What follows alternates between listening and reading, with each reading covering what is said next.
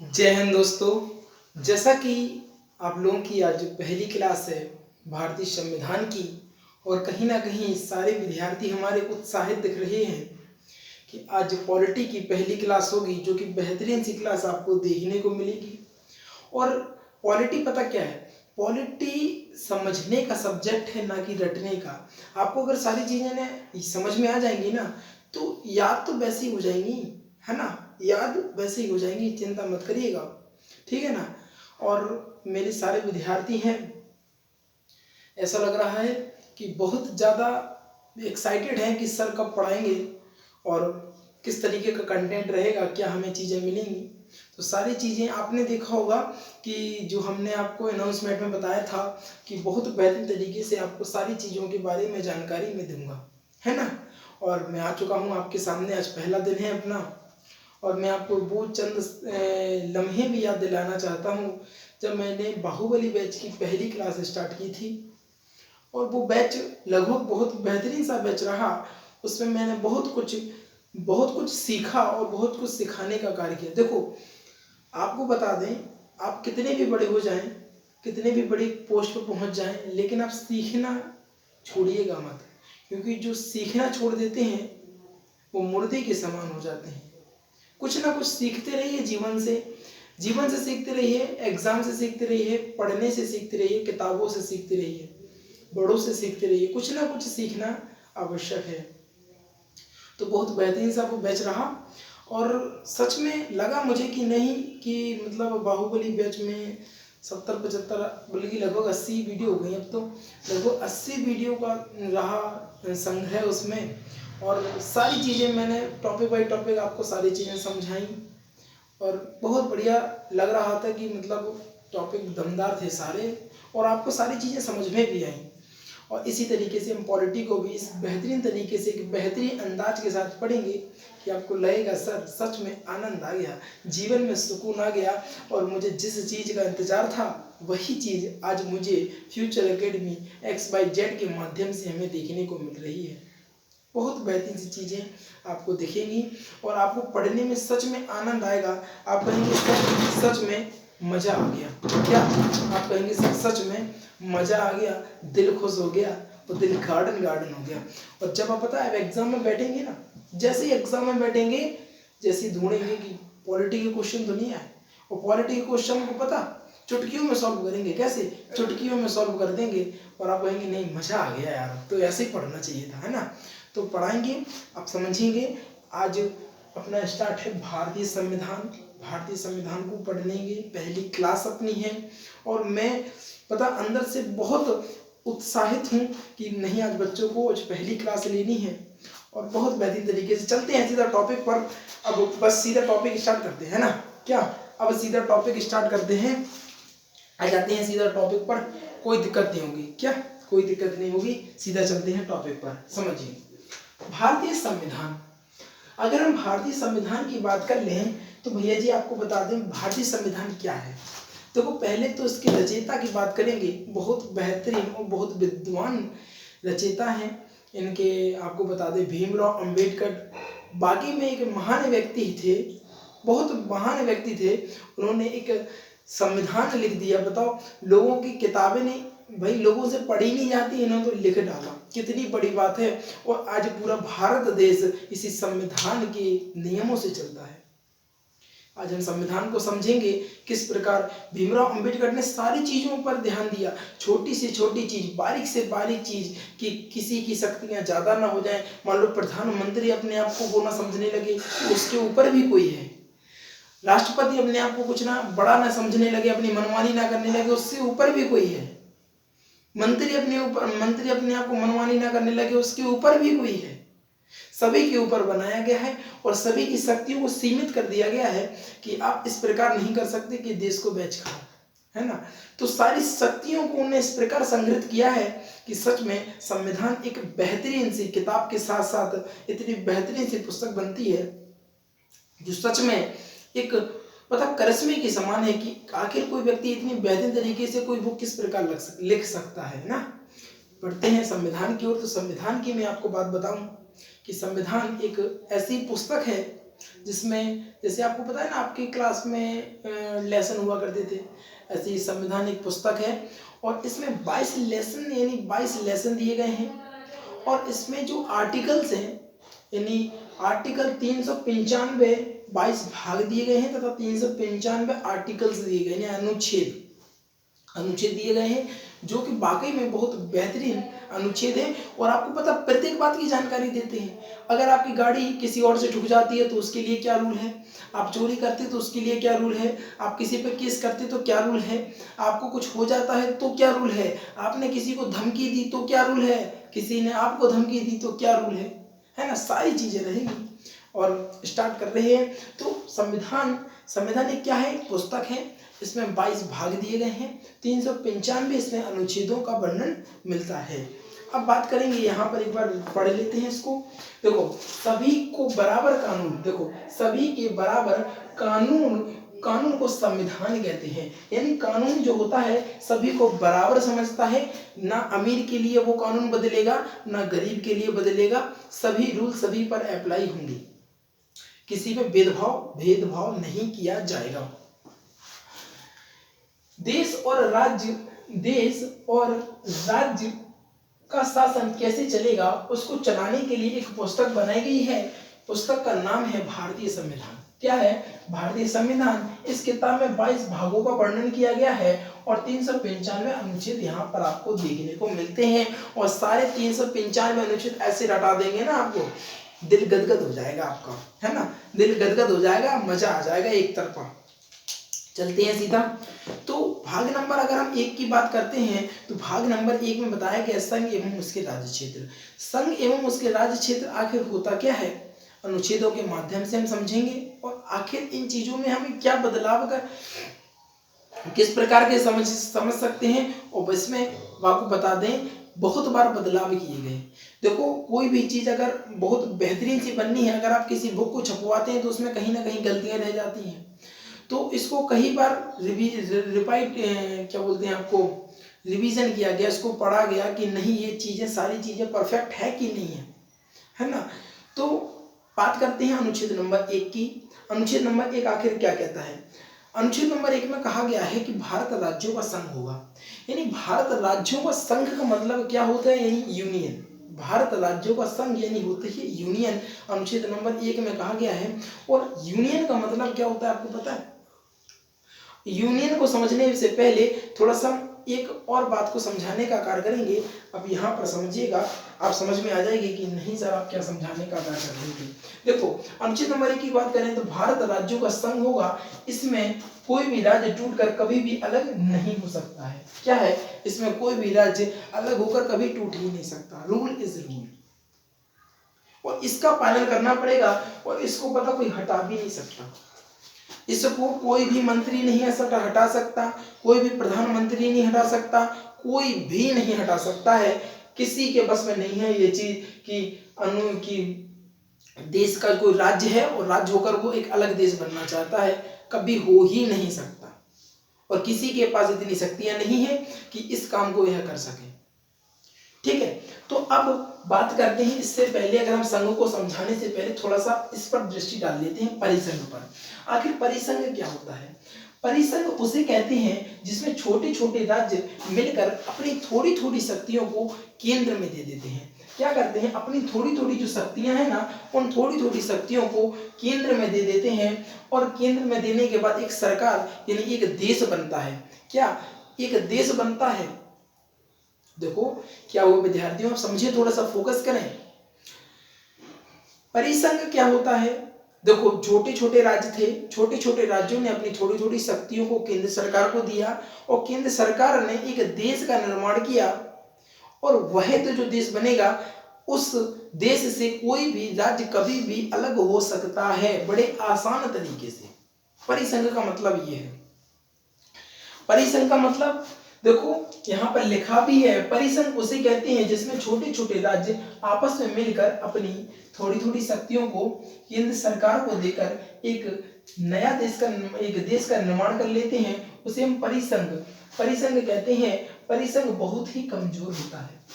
बहुत बेहतरीन सी बात कही है यहाँ पर कि परिसंघ बहुत क्या होता है, कमजोर होता है इसमें इससे कोई भी राज्य आसानी से अलग हो सकता है, इससे कोई भी राज्य आसानी से अलग हो जाता है। आपको बता दें हम 1945-1946 की बात है, अंग्रेजों ने कहा कि भैया अब भारत देश को आज़ाद करने की बारी आ गई है तो अब संविधान कैसे चलेगा, कानून आखिर किस प्रकार चलेगा, क्योंकि पहले तो संविधान था नहीं, जब हम गुलाम हुआ करते थे अंग्रेजों की तब तो संविधान था ही नहीं।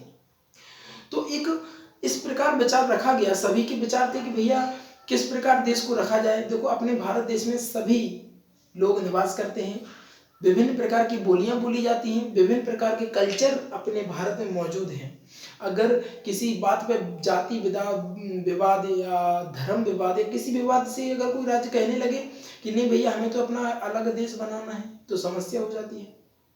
तो आपको बता दें उस समय के जो अपने भीमराव अंबेडकर जी हैं, इतने महान और इतने बुद्धिमान थे, उन्होंने बिल्कुल सोचा होगा कि नहीं आगे चल के कुछ समस्याएं आएंगी, इसीलिए हमें भारत को परिसंघ नहीं बनाना है। भारत को उन्होंने परिसंघ नहीं बनाया।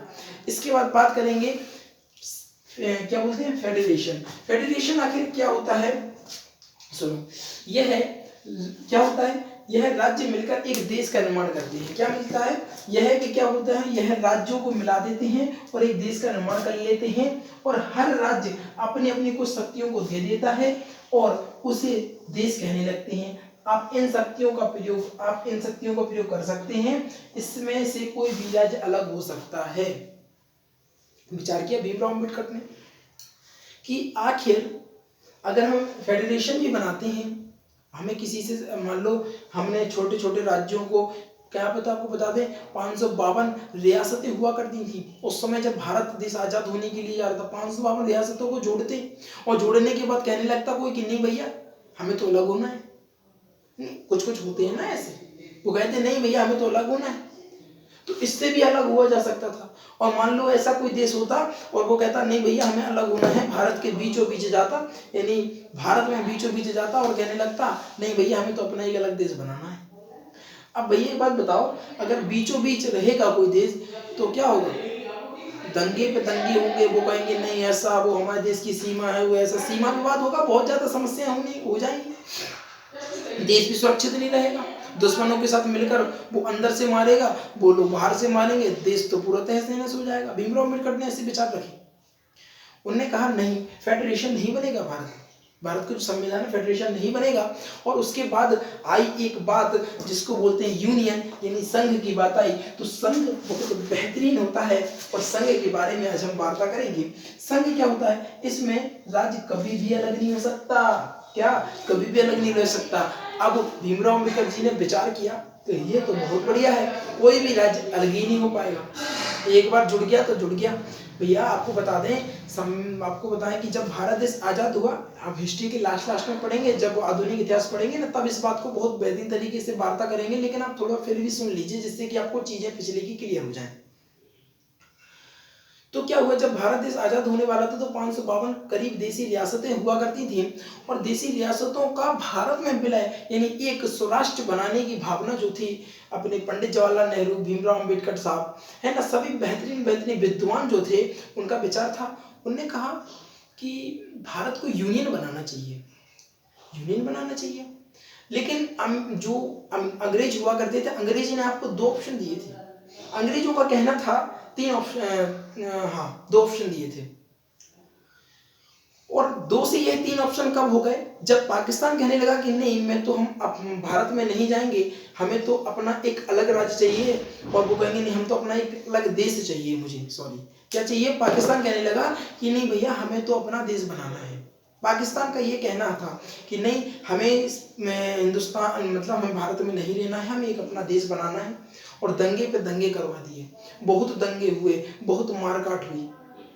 तो पंडित जवाहरलाल नेहरू ने कहा अगर अगर अगर एक हाथ में कीड़े लग जाए ना तो उस हाथ को कटवा देना चाहिए, नहीं तो पूरा शरीर खा लेते हैं कीड़े। तो पाकिस्तान को वही कीड़ा समझकर कहा कि नहीं इसको अलग देश बना दिया जाएगा। अब तीन ऑप्शन हो गए, देसी रियासतें थी, देसी रियासतों के बाद तीन ऑप्शन थे। देसी रियासतों ने कहा कि बताइए, अंग्रेजों ने ऑफर रखा कि देखो या तो आप पाकिस्तान में जाकर विलय हो जाइए या तो आप भारत में जाकर विलय हो जाइए, नहीं तो एक अपना स्वतंत्र राज्य बनाइए। तो सभी को क्या था, सभी जो रियासतें थी वो अधिक से अधिक रियासतें जो थी वो भारत में जाकर विलय हो गई। अब भारत में जाकर विलय हो गई, लेकिन हैदराबाद और जम्मू कश्मीर, हैदराबाद जो जम्मू कश्मीर का भी विवाद रहता है ना, इसी कारण रहता है भैया जी। हैदराबाद और जम्मू कश्मीर का विवाद हो गया बहुत ज्यादा। हैदराबाद कहने लगा कि नहीं, हम तो पाकिस्तान जाना है, हमें तो पाकिस्तान में जाना है। और हैदराबाद जो राज्य है, हैदराबाद कहीं ना कहीं भारत के चारों ओर से घिरा हुआ राज्य है, उनसे घिरे हुए रियासतें थी। अगर वो अकेला जाता तो बहुत ज्यादा समस्या होती, घुसपैठ होता, आतंकवादी होता, बहुत ज्यादा समस्या होती। वो तो क्या है, अपनी थाली में छेद करने के समान हो जाता हैदराबाद को, अगर हम पाकिस्तान को दे देंगे तो। जनमत संग्रह के आधार पर पंडित जवाहरलाल नेहरू ने कहा कि भैया जनमत संग्रह कर लो, जो कह दिया जाएगा वही हो जाएगा। तो जनमत संग्रह के आधार पर पंडित जवाहरलाल नेहरू ने क्या किया, भारत में विलय कर लिया हैदराबाद हो गया विलय। अब समस्या हो गई, अब वो कहने लगे जम्मू कश्मीर के नहीं, हम तो स्वतंत्र राज्य बनाएंगे, जम्मू कश्मीर का यह कहना था कि ना ही हम पाकिस्तान के साथ जाएंगे, ना ही हम हिंदुस्तान के साथ जाएंगे, ना ही हम भारत के साथ जाएंगे। कहने लगा कि हम तो अपना स्वतंत्र राज्य बनाएंगे। लेकिन समस्या तो जब हो गई कि वहां की जो राजा था, राजा हिंदू था। कहाँ का, जम्मू कश्मीर का राजा हिंदू था, जबकि जनता मुस्लिम थी। और उन्होंने कहा नहीं, हम तो अकेला राज्य बनाएंगे। लेकिन समस्या कहां पर उत्पन्न होगी भैया जी, पाकिस्तान से क्या हुआ, हमला हो गया जम्मू कश्मीर पर। पाकिस्तान को यह डर था, जम्मू कश्मीर को धरती का स्वर्ग कहा जाता है, इतनी सुंदरता वहां पर देखने को मिलती है, जहां पर जाता बहुत बढ़िया विकास होता, देश का बहुत तरक्की होती देश की। तो पाकिस्तान ने कहा नहीं, हमें तो जम्मू कश्मीर तो चाहिए ही, चाहे कुछ हो जाए। पाकिस्तान ने क्या किया, आतंकवादियों को भेज दिया। कहां पर, जम्मू कश्मीर में भेज दिया। समझना स्टोरी कितनी बढ़िया क्लियर होगी। तो पाकिस्तान से जो आतंकवादी गए वहां पर तो मारकाट होने लगी, बहुत ज्यादा होने लगी। तो जम्मू कश्मीर के राजा थे हरि सेन, जम्मू कश्मीर के राजा थे हरि सिंह दौड़ते दौड़ते आए जवाहरलाल नेहरू के पास। जवाहरलाल नेहरू ने कहा नहीं भैया, अब तो आप मदद करो, हमें तो भारत में मिलने को हम तैयार हैं। ये कहने लगे हरि सेन जम्मू कश्मीर के उस समय पर राजा हुआ करते थे। तो भैया पंडित जवाहरलाल नेहरू ने कहा बिल्कुल ठीक है भैया, कोई दिक्कत नहीं है, और वो चल पड़ी। अभी कोई डॉक्यूमेंटेशन नहीं हुआ, सिग्नेचर नहीं हुए, और तैयारी को भीमराव अम्बेडकर ने रोक दिया। उन्होंने कहा भैया रुको, पहले आप बताओ कि भारत में मिलने को तैयार हो। उन्होंने कहा ठीक है, मिलने को तैयार है। तो उन्होंने कहा कि जल्दी से कागज बनवाओ, हाल के हाल हरि सिंह के सिग्नेचर करवाए। अब मदद करने के लिए भारत की सेना पहुंची और बाहर खदेड़ दिया पाकिस्तानियों, आतंकवादियों को बाहर खदेड़ दिया। और कहीं ना कहीं जम्मू कश्मीर अपना क्या है, जम्मू कश्मीर अपने अंडर में है। लेकिन विवाद कहां से हो जाता है कि बिल्कुल आखिरी तक उनको ना भगाकर उसको जो थोड़ी सी रेखा, भी मैप जब हम पढ़ाएंगे ना तो बताएंगे, उतना कब्जा रखा है उनने कहा नहीं ये तो हमारा है ना। तो इस प्रकार जम्मू कश्मीर को भारत में विलय करने का कार्य किया, है ना। तो उन्होंने इसलिए क्या कहा कि नहीं, हम तो भैया संघ ही बनाएंगे, यूनियन ही बहुत महत्वपूर्ण है, क्योंकि अगर हम यूनियन नहीं बनाएंगे तो भारत देश के टुकड़े हो जाएंगे। और एक्चुअली में अंग्रेज यही चाहते थे कि भारत कभी भी विकसित ना हो पाए, भारत में कभी तरक्की ना हो पाए, भारत के टुकड़े हो जाएं। लेकिन हम बता रहे हैं ना आपको, बहुत महान विद्वान थे अपने यहाँ, बहुत महान लोग थे। लेकिन भाई साहब उन्होंने कहा नहीं, भारत बनेगा तो यूनियन बनेगा। भारत को यूनियन बनाया गया, भारत से यह पहली रूल अप्लाई होगी। यूनियन का मतलब होता है कभी भी कोई भी राज्य देश से अलग नहीं हो सकता। ये बात क्लियर होगी। तो संघ का मतलब आपको बहुत बेहतरीन तरीके से समझ में आ गया होगा। इसके बाद बात करेंगे हम, यहाँ पर समझिए नोट लिखा होता है। देखो अमेरिका क्या फाउंडेशन देश है, क्या है, फेडरेशन देश है। क्या है, फेडरेशन देश है, जबकि भारत एक संघ यानी यूनियन है। क्योंकि भैया अमेरिका एक विकसित देश है और भारत एक विकासशील देश है। भारत सच में आपको बताएं सोने की चिड़िया कहा जाता था, लेकिन कहते नहीं है कि जब कहते हैं कि जब घर के खुद ही गद्दार हो ना, तो कुछ उस घर का कुछ हो ही नहीं सकता। ऐसे ही भारत में बहुत सारे गद्दार थे ना, उन्होंने नैया डुबा दी, ठीक है ना। कल बात करेंगे अनुच्छेद नंबर 2 में। और मैं आशा करता हूँ आज की क्लास में सबको मजा आया होगा, स्टोरी में भी मजा आया होगा, समझ में भी आया होगा कि परिसंघ क्या होता है, फेडरेशन क्या होता है, यूनियन क्या होता है। सारी चीजें मैंने आपको बहुत बेहतरीन तरीके से समझाई। जो विद्यार्थी नए हैं जल्दी से जाएंगे, वीडियो को लाइक कर दीजिएगा, चैनल को सब्सक्राइब कर लीजिएगा और शेयर करके आइएगा अपने यार दोस्तों और चाहने वालों के साथ, क्योंकि आज की जो वीडियो थी कहीं ना कहीं बेहतरीन, गजब, लाजवाब होने का कार्य कर रही थी। और इसी के साथ वीडियो को समाप्त करना चाहूँगा। जीवन में आनंदित रहिएगा और आगे बढ़ते रहिएगा। Thanks for watching. भैया जी डेली रिवीजन तथा वीकली रिवीजन बिल्कुल फोकस करते रहिएगा और इसका स्क्रीनशॉट ले लीजिएगा।